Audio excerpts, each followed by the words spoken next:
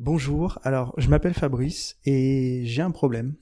Et mon problème, c'est que je suis anti-terreau. Alors, je suis pas anti-terroriste, mais je suis plutôt anti-terreau de jardinerie, anti-engrais de jardinerie, anti-plantes de jardinerie. Voilà, je suis anti plein de choses. Je suis anti aussi anti-médicaments, anti-plats préparés. Je suis anti plein de choses, mais j'essaye de me soigner. Mais, euh, mais j'essaye de me soigner. Et du coup, bah, pourquoi je suis anti-terreau? Parce que le terreau de jardinerie, donc, c'est pas aligné avec mes valeurs, parce que voilà, je m'intéresse à l'écologie, à la permaculture, à plein de choses. Et voilà, le fait d'avoir un terreau qui pollue, notamment parce qu'en fait, déjà, on va aussi abîmer la nature, c'est-à-dire qu'on va aller récupérer dans des milieux naturels sensibles comme les tourbières, on va aller les assécher pour récupérer de la tourbe et pour les mettre dans notre terreau pour que ce terreau puisse se gorger un peu plus d'eau, tout ça. Donc déjà pour ça, et en plus parce que dans un terreau de jardinerie, c'est quelque chose une terre qui est morte, parce que on va stériliser ce terreau, on va le faire cuire à plus de 180 degrés. Donc voilà, du coup on va se retrouver avec une terre morte qui pollue, et l'autre problème c'est que chaque année on va devoir recommencer à zéro, recultiver, enfin rechanger de terreau pour continuer à faire son potager, tout ça. Donc moi, ça m'allait pas. Et voilà. Et du coup, moi, pourquoi j'ai besoin de terreau? Parce que j'ai pas de terrain. Et voilà, j'ai une petite terrasse d'une dizaine de mètres carrés avec quelques pots de fleurs. Et voilà, j'ai quand même envie de jardiner. J'avais quand même envie de faire un peu de permaculture, tout ça. Et j'avais ce blocage de terreau, quoi. Et un jour, voilà, je discutais avec un collègue de travail. On était en train de jardiner. Et on plantait des massifs de fleurs, et on discutait justement permaculture, culture en lasagne, tout ça. Et il me disait qu'il avait fait un peu de culture en lasagne l'année dernière chez des amis et que ça avait super bien marché. Donc ça, c'était donc au printemps 2016, ça fait déjà quelques années. Et donc il me disait, voilà, ça a super bien marché, on est vraiment content et on va refaire ça cette année. Voilà, voilà, ça m'enjaillait. J'étais Ça me donnait envie de jardiner, de faire des choses moi aussi, mais voilà, j'étais un peu frustré parce que j'avais pas de terrain, j'avais rien pour tenter, et j'étais anti-terreau. Et du coup, bah, en rentrant chez moi dans ma voiture, j'ai eu une idée et je me suis arrêté dans la forêt et j'ai pris donc les deux sacs cabas que j'avais euh, dans ma voiture. C'est des sacs que j'utilisais pour faire mes courses, et je vais dans la forêt, puis je ramasse des feuilles comme ça, et je rentre chez moi, je pose les sacs sur ma terrasse. Et les jours qui suivent, je commence à mettre des épluchures de fruits et légumes. Et comme ça, je fais un espèce de compost comme ça dans ces sacs. Et un peu plus tard, c'était le moment de planter. On était arrivé au mois de mai et je commence à planter des tomates. J'arrose et en fait, je me rends compte que ça pousse super bien, que les plants de tomates ils sont super jolis, que j'ai des belles tomates, j'en ai beaucoup. Je me rends compte aussi que par rapport à d'autres pots de fleurs, eh ben, ça retient très bien l'eau. Et du coup, ça me fait un déclic. Je me dis, bah voilà, en fait, j'ai juste à faire ça. J'ai pas besoin d'acheter de terreau et j'ai juste à faire une espèce de compost, une culture en lasagne dans mes pots de fleurs, et ça devrait le faire, quoi. Et donc, voilà, c'est le déclic. Du coup, je change tout sur ma terrasse. Je commence à récupérer du bois. Je construis une serre. Je construis des jardinières. Je récupère des pots de fleurs. Je récupère des graines. Je commence à faire mes semis. Je fabrique aussi des abris à insectes, je fabrique aussi un lombricomposteur.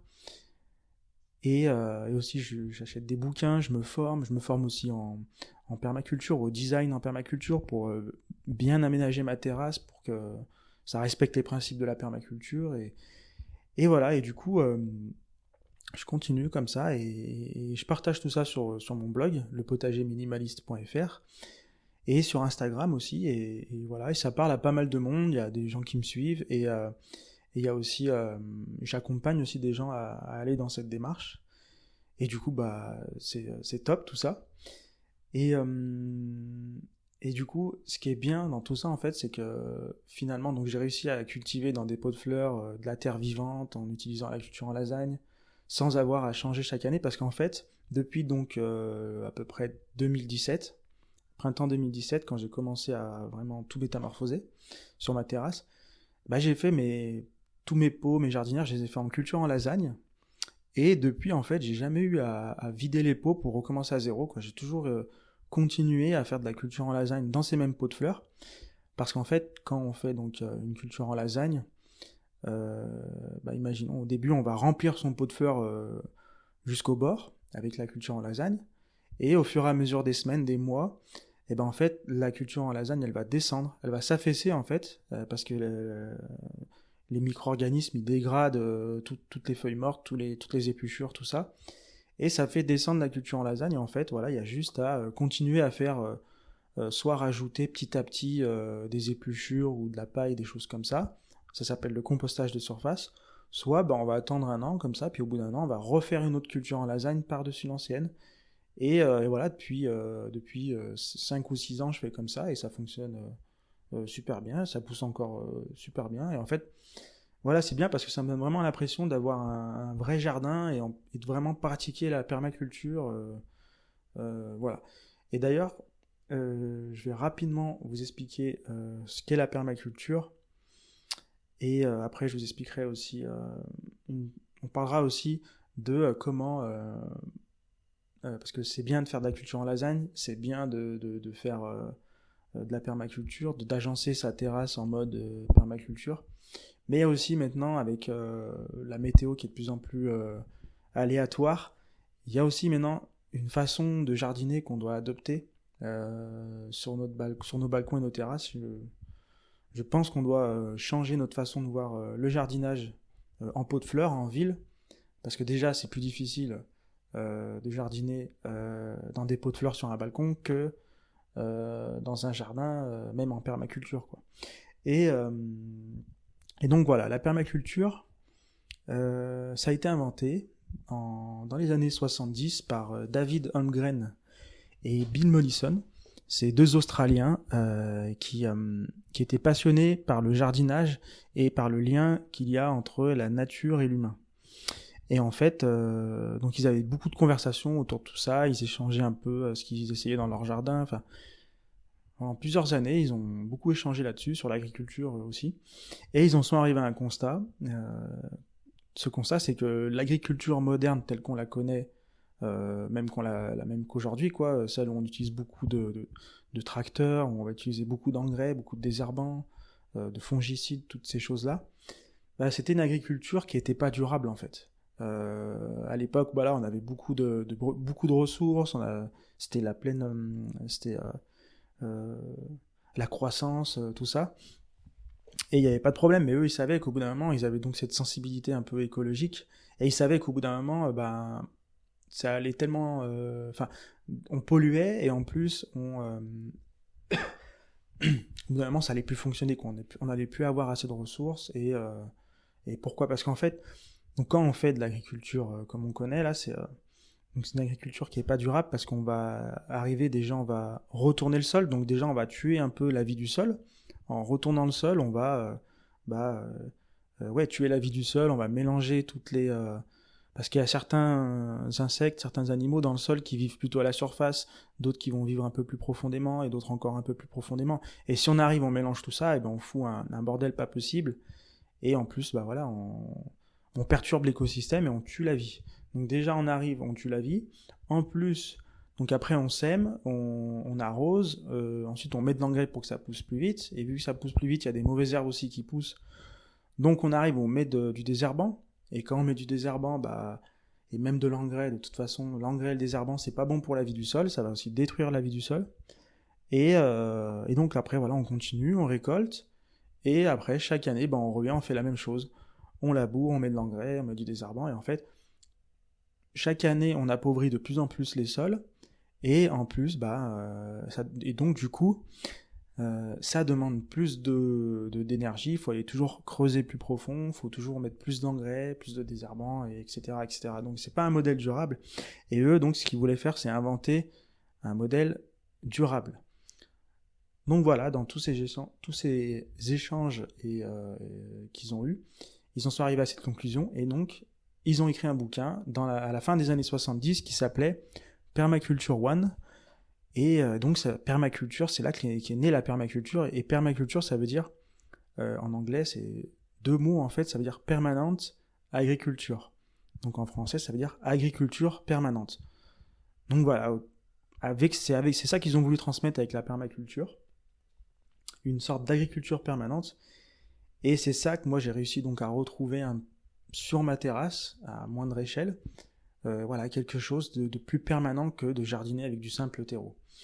Et donc voilà, pour moi c'est important de jardiner sur un sol vivant, avec un aménagement de son balcon, de sa terrasse, qui soit en accord avec la permaculture, avec le design en permaculture. Mais c'est pas suffisant, comme je disais, il faut aussi avoir une espèce de philosophie du jardinage. Et pour vous transmettre cette philosophie, je vais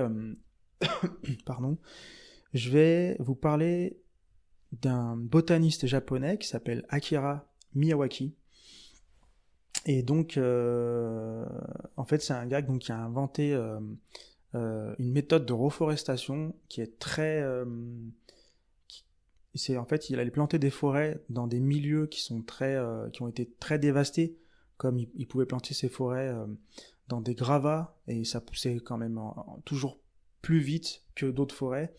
Voilà, en gros, il avait trouvé une méthode pour planter des forêts dans n'importe quelles conditions, que ce soit donc dans des gravats, dans des sols pollués, et du coup, à chaque fois, il réussissait à avoir des forêts qui étaient autonomes assez rapidement, qui poussaient vite, et qui étaient surtout très résistantes, très résilientes face aux perturbations, comme la météo, comme un incendie, comme plein de choses.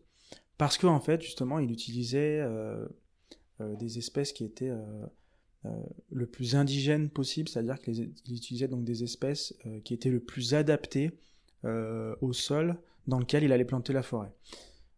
Et donc tout ça, je vais vous l'expliquer au travers de 4 grands principes, parce que j'ai participé donc à un chantier de reforestation en utilisant cette méthode, donc j'ai pu parler à une association qui s'appelle Boom Forest, donc j'ai planté avec eux, j'ai pu échanger avec eux, je me suis aussi renseigné de mon côté, et donc du coup j'ai un peu étudié tout ça, et j'en suis arrivé donc à 4 grands principes, et ces 4 grands principes, on va essayer de s'en inspirer pour jardiner sur nos balcons, sur nos terrasses, et voilà, je vais essayer de vous transmettre ça pour aussi avoir cette philosophie du jardinage, et comme ça voilà, vous aurez un balcon bien aménagé, un sol vivant, et une façon de jardiner adaptée aux conditions difficiles en ville, et surtout à la météo qui est de plus en plus aléatoire.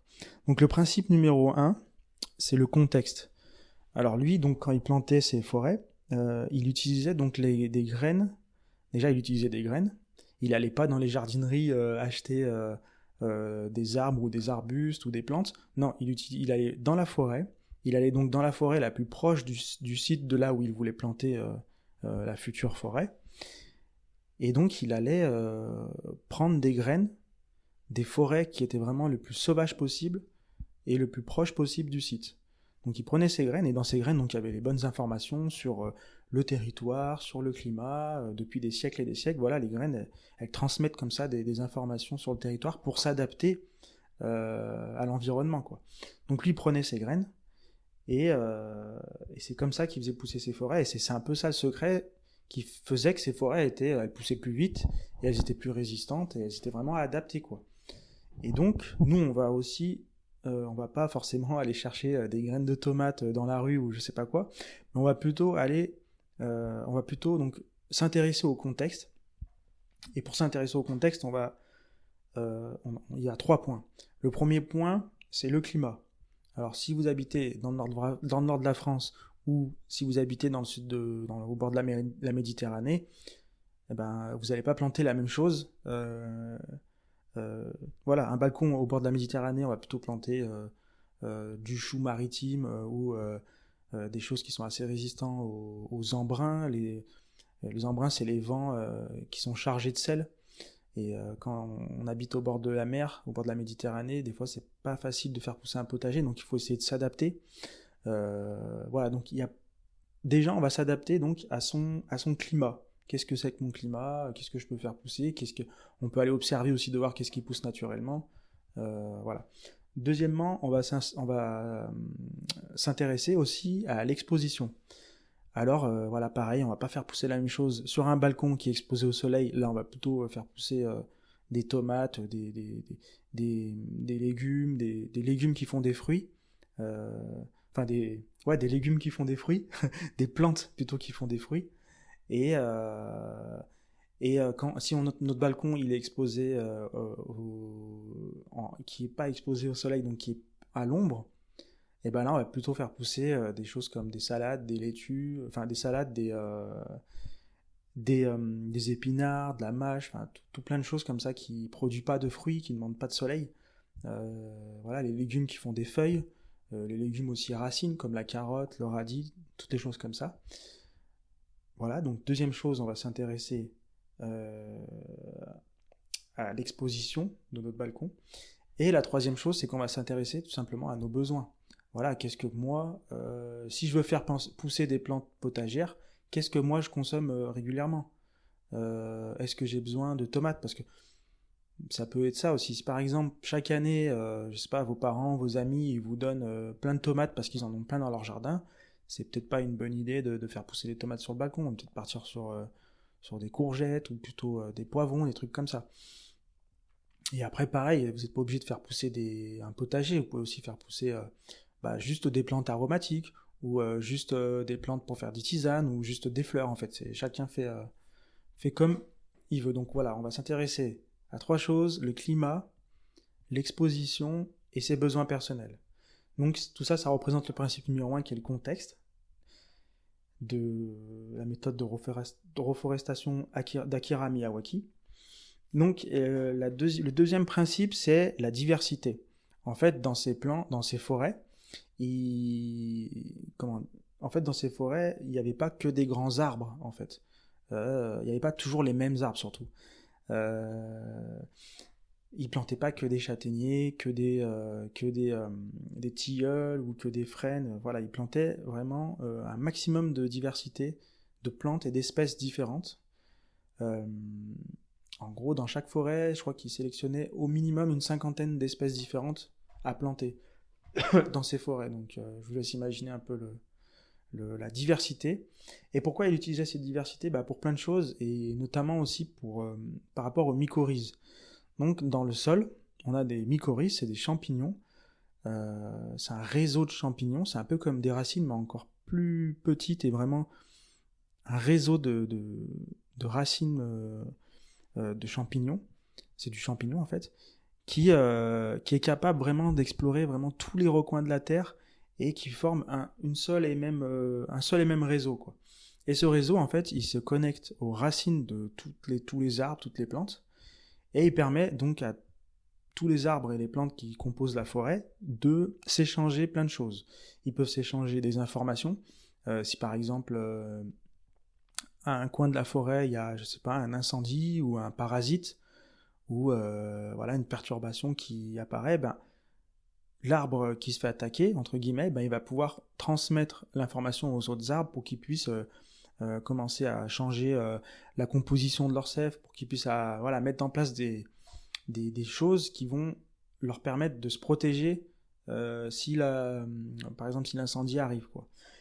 Et, euh, et donc voilà, grâce à ces mycorhizes, donc ils peuvent s'échanger des informations, ils peuvent aussi s'échanger des nutriments. Il y a certains arbres qui vont être plutôt capables de prendre de l'azote dans l'air et de le remettre dans le sol et de le faire partager aux autres en... à travers les mycorhizes. Il y en a d'autres qui seront peut-être plutôt capables d'aller chercher avec leurs racines profondes, en profondeur, des nutriments un peu rares et de les remonter pour les repartager aux autres et ainsi de suite. Et ils sont aussi capables d'échanger de l'eau. Donc s'il y a des arbres qui ont un peu plus soif que d'autres, ils vont communiquer, et certains arbres vont envoyer de l'eau à d'autres. Enfin voilà. Il y a une espèce comme ça, de coopération dans la forêt. C'est vrai qu'on a tendance à penser que les plantes sont plutôt en compétition, mais on verra un peu plus tard là dans le quatrième principe, que finalement les plantes, à terme, elles sont plutôt dans une dynamique de coopération. Donc voilà, c'était important donc d'utiliser de la diversité. Donc voilà, sur le balcon, pareil, on va pas planter toujours des poivrons ou toujours des aubergines, on va plutôt essayer de planter plein de choses différentes pour avoir cette diversité. Et grâce à notre sol vivant et à la culture en lasagne, on va pouvoir avoir ce réseau de champignons qui se développe dans les pots, et les plantes elles vont pouvoir commencer à coopérer. Donc voilà. Le troisième principe, c'est la densité. Donc il plantait déjà euh, il plantait beaucoup d'espèces d'arbres différentes, mais aussi il utilisait donc la densité, c'est-à-dire qu'en fait faut imaginer que ces forêts Miyawaki, elles sont impénétrables un peu. C'est vraiment c'est très dense à l'intérieur. Il y a des lianes, il y a des petits arbres, des grands arbres. Vraiment, c'est très dense et du coup, bah voilà, il utilisait un peu les strates végétales. Je vais faire rapidement. En gros, dans la forêt, on a plusieurs dans la hauteur, dans la verticalité. Voilà, on peut par exemple planter des petits arbustes, des moyens arbustes, des grands arbustes, des petits arbres, des moyens arbres. Et en fait, voilà, on va essayer aussi d'utiliser la verticalité dans la forêt. Pas seulement planter plein d'arbres qui font la même hauteur et très serrés. Et non, il faut aussi voilà, essayer de voir comment on peut mélanger les espèces entre elles pour que aussi dans la verticalité, il y ait aussi cette densité, quoi. Et pour illustrer cet exemple, moi ce que je fais souvent et ce que je peux vous conseiller de faire, moi par exemple sur ma terrasse, je plante souvent donc du tournesol. Donc le tournesol il va monter à 2 mètres de haut pour faire sa fleur, et voilà, ça va faire une grande tige comme ça avec une fleur au bout. Et au pied de ce tournesol, je vais planter un plant de tomate. Et lui, le plant de tomate, donc il va rester au pied du tournesol et monter comme ça, petit à petit. Ça peut monter. Moi, j'ai des plants de tomates qui sont montés à plus de 2 mètres dans un pot de fleurs. Ça peut monter très haut, un plant de tomate, si on arrive à bien le tutorer. Parce que sinon, la tomate, elle a plutôt tendance à, on va dire, ramper, quoi. Si on la laisse vraiment sans l'attacher, sans rien, la tomate, elle va plutôt s'étaler un peu comme un buisson, elle va ramper, quoi. Et bref, donc pour moi, pour l'attacher, ce que je fais, c'est que je vais planter du haricot au pied de ce plant de tomate. Et en fait, le haricot, c'est une plante grimpante, et donc elle va venir un peu enrouler la tomate autour du tournesol. Et le haricot va aussi partir sur d'autres plantes à côté, et voilà, il va former un peu une structure comme ça, qui va solidifier un peu les plantes entre elles. Et voilà, et en fait, sur un seul endroit, je vais faire pousser donc du tournesol, de la tomate et du haricot. Donc voilà, je vais utiliser un peu cette diversité pour aussi être plus résilient. Voilà, si la tomate elle produit moins, bah, il y a toujours le haricot qui va produire. Et aussi pour créer un peu ces niches écologiques, ces étages comme j'expliquais dans la forêt. Voilà, il y a et je peux mettre aussi une salade au pied de la tomate. Voilà, puis chaque étage comme ça, toute la verticalité en fait, elle est utilisée. Et on essaie de créer un peu sur son jardin une sorte de mini forêt voilà, pour avoir quelque chose de dense, de résistant et bien réfléchi, et aussi adapté donc au climat, à tout ça. Et voilà, on essaie d'avoir quelque chose de résistant, quoi. Et donc voilà, le dernier principe, c'est le principe numéro 4. Et donc c'est le principe que j'appelle la compétition vertueuse. En fait, la forêt, donc comme je disais, elle a un peu 2 stades. En gros, quand on plante, déjà rapidement, imaginons quand Akira Miyawaki venait planter donc ce que les graines en fait, ces petites graines qu'il allait récupérer, il les faisait pousser chez lui, et après il venait avec les petites pousses un an plus tard et il les plantait comme ça. Et en fait, il plantait mais vraiment très très serré. Et en fait, le fait que les plantes soient très serrées, elles s'en rendent compte tout de suite. Elles se disent, bah voilà, j'ai un peu de concurrence à côté de moi, je suis en compétition avec les autres plantes, parce que le but d'un arbre ou d'un arbuste ou d'une plante, c'est de rapidement, ouais, grandir pour trouver sa place, s'installer. Et en fait, voilà, le fait qu'elles soient serrées, elles sont en compétition, et c'est un peu une compétition vertueuse qui fait que c'est pour ça que ces forêts elles poussaient plus vite, parce que les plantes elles étaient un peu stimulées par leurs plantes voisines, et elles poussaient plus vite, et en fait finalement elles arrivaient à se mélanger, à créer des connexions, et voilà, après il y avait la résilience qui s'installait, quoi, en gros. Et nous c'est un peu ce qu'on va chercher.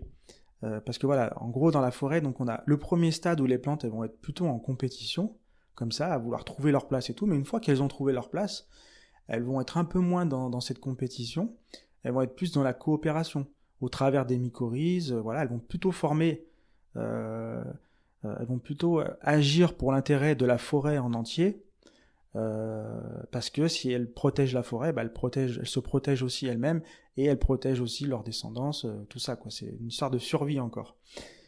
Et donc voilà, c'est un peu ça aussi qu'on va chercher à faire sur nos balcons, c'est de faire euh, rapidement pousser nos plantes. Donc en général, on va planter au mois de mai, ben, on va essayer de faire tout de suite penser à planter serré. Après, je dis pas on va planter les plantes, je dis pas qu'il faut planter les plantes côte à côte, mais il faut voilà respecter un peu les distances, mais toujours essayer de voir un peu plus serré et aussi d'utiliser toute la densité possible, comme l'exemple de la tomate, du tournesol et du haricot.